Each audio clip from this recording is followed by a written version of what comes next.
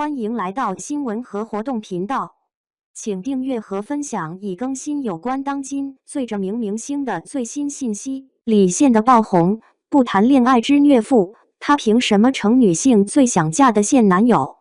李现又双若着火了，这一次不是靠绯闻或综艺，而是网友的一句精准暴击。李现，中国男人里的一生要出片。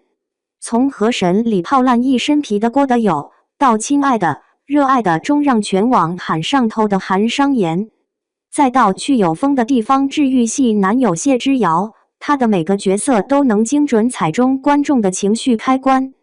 但鲜少人知道，这个被贴上顶流标签的男人，曾揣着38.2元在北漂地下室啃泡面，因 NG 太多被导演骂到躲墙角哭。今天我们揭开李现的出片玄学，这哪是什么玄学？分明是一部草根逆袭的硬核生存指南。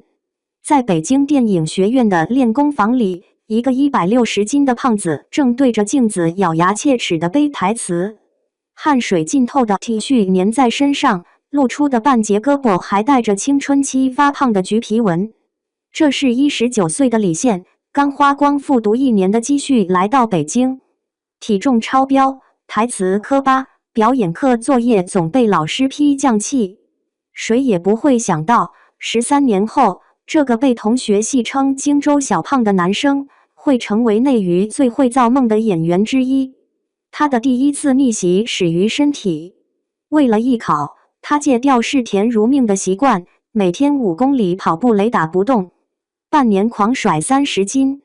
这段经历让他悟出一个真理：演员的肉体是角色的一部分，自律才是最高级的性感。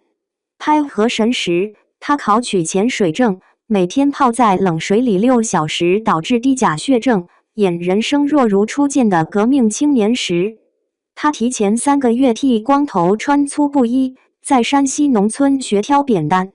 网友调侃：李现的腹肌不是练出来的，是被角色逼出来的。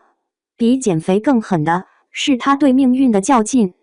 北漂初期，他住过没有窗户的地下室，最穷时银行卡只剩38.2元，连市境的公交车费都要精打细算。但这个抠门大师愣是把每一分钱花出性价比，蹭图书馆空调背剧本，用二手市场淘的哑铃练肌肉，甚至把剧组盒饭里的鸡腿攒着当加餐。在万箭穿心片场，他演一个家暴男，被严炳彦扇耳光扇到耳鸣，却坚持不用替身。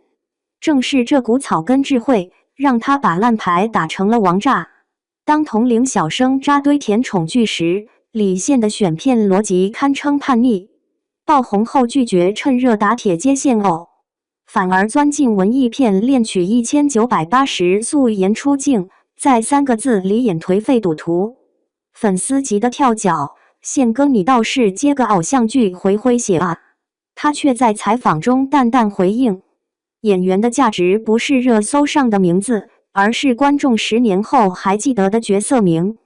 这种反流量操作反而成就了他的不可替代。去有风的地方开播后，豆瓣8.1的高分让观众惊叹，谢之遥让我相信内娱还有会演戏的男演员。在人均塌房的内娱，李现的祝孤生人设反倒成了金字招牌。